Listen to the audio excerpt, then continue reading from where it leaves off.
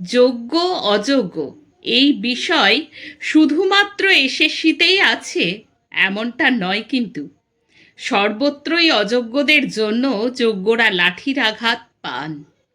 10 নম্বর grace দিয়ে অযোগ্যদের যোগ্য করে দেওয়া হয়, আর যোগ্যরা সারা জীবন বিক্ষোভ দেখাতে গিয়ে নিজেরা ব্রাত্য হয়ে রয়ে যান।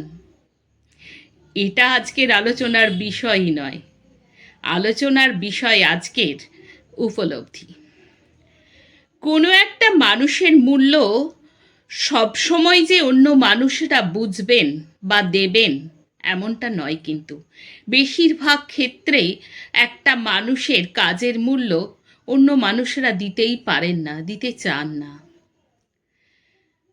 কোনো কাজকে আপনি নিজের মনে করে আন্তরিকতার সাথে মন প্রাণ ঢেলে করলেও কখনো তার জন্য কোনো প্রশংসা বা সম্মান আশা করবেন না, কারণ তা আপনি কখনো পাবেনই না।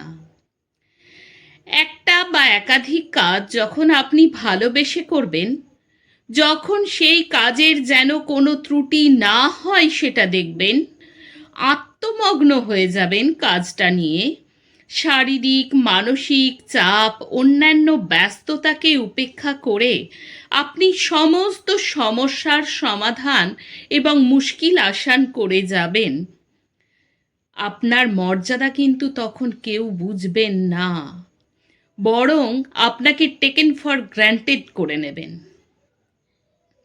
এভাবেই আপনার কাছে সমস্ত কাজ হাসিল করে নেওয়া অন্য মানুষের অভ্যাস হয়ে দাঁড়াবে। শুধু তাই নয়, আপনি যদি কোনো কাজ ভুল হচ্ছে বলে করতে অস্বীকার করেন, তখন আপনাকে সেই ভুল কাজগুলো করতে বাধ্য করা হবে। অপরদিকে যদি আপনি কাজ করতে গিয়ে সামান্য ভুলও করে ফেলেন, তখন কেউ আপনাকে কথা শোনাতে ছেড়ে দেবে না। তাই আপনার স্বভাব মতো যে কোনো কাজে মনোনিবেশ অবশ্যই করবেন, কিন্তু নিজের কথা ভুলে গিয়ে নয়, আত্মমর্যাদা ও সময়ের মূল্য ভুলে গিয়ে নয়। আপনি যখন সবাইকে তাদের নিজ নিজ সম্পর্কে ভালোবেসে জুড়ে থাকতে চাইবেন, দেখবেন তারা আপনাকে উপেক্ষা করতে চাইছেন, এড়িয়ে যেতে চাইছেন। আপনি বোঝাতে চাইবেন, কাছে টানতে চাইবেন, এতে করে আপনার ওপর সেই ভালোবাসার মানুষজন বিরক্ত প্রকাশ করবেন, আপনাকে বারবার আঘাত করবেন।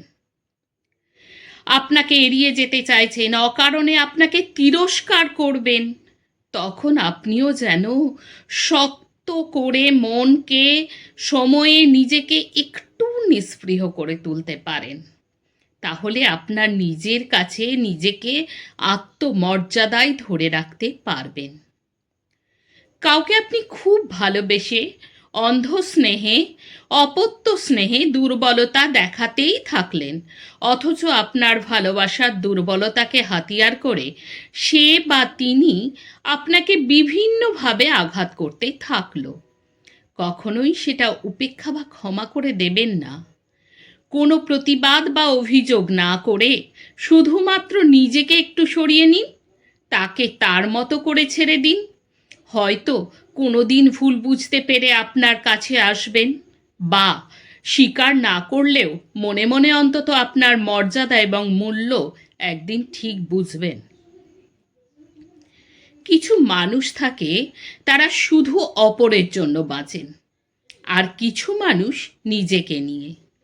এই দুই ধরনের স্বভাবই যখন অতিমাত্রায় দেখা দেয়, দুটোই খুব ক্ষতিকর। যে মানুষ শুধু অন্যের মুখের দিকে তাকিয়ে, শুধু অন্যদের ভালো রাখতে গিয়ে, অন্যদের মন পেতে গিয়ে নিজেদেরকে মূল্যহীন করে তোলে, তারা নিজের ক্ষতি করে। আর যে মানুষ শুধু নিজের জন্য নিজেকেই ভালোবেসে বাঁচেন, তারা সমাজ ও সংসারের ক্ষতি করেন। তাই আত্মসমর্পণ নয়, আত্মমর্যাদা নিয়ে সবাইকে ভালো রাখার প্রয়াস জারি রেখেই নিজের প্রতি যত্নশীল হয়ে, এবং যারা আপনাকে আঘাত দিচ্ছেন, উপেক্ষা করছেন, এড়িয়ে যেতে চাইছেন, তাদেরকে ঠিক সেভাবেই একটু উপেক্ষা, একটু এড়িয়ে যাওয়া ফেরত দিয়ে নিজে ভালো থাকুন। আপনি নিজে হাতে একটি বাগান খুব যত্ন করে গড়ে তুললেন, পরম ভালোবাসায় অন্যের একটি বাগান তৈরি করলেন। সেই বাগানে ফুল ফুটতে শুরু করার পর আপনি একদিন দেখবেন একে একে কীট পতঙ্গ প্রবেশ করছে। তাদের হাত থেকেও যদি বাগানকে বাঁচিয়ে রাখেন, তারপর দেখবেন সেই বাগানে এমন কিছু মানুষের অনুপ্রবেশ ঘটবে, তারা আপনার বাগানের ফুল ছিঁড়ে নিজের মাথায় লাগাবেন তাৎক্ষণিক সুখের জন্য। তখন আপনি অসহায় হয়ে শুধু দেখবেন, কারণ আপনার শ্রম ও যত্নের কথা বেমালুম ভুলে গিয়ে মাথায় লাগানো ফুলটির সৌন্দর্যই চেয়ে দেখবেন অন্য কিছু মানুষেরা। তখন আপনার বাগান থেকে আপনিই উচ্ছেদ হয়ে যাবেন। এই যে যেমন চলছে আর কি, ভুয়ো ভোটার, মৃত ভোটার। আসলে অনুপ্রবেশ যখন মাত্রা ছাড়াবে, তখন তো স্বচ্ছ এশায়ার করতেই হবে, তাই না? ভুল হবে, ভুল থেকে শিক্ষা নিয়ে নতুন পথ চলা ঠিকই শুরু হবে। আপনার জীবনের দুঃখ বঞ্চনার কথা থাক না লিপিবদ্ধ আপনার ডায়েরির পাতায়। ভালো থাকবেন।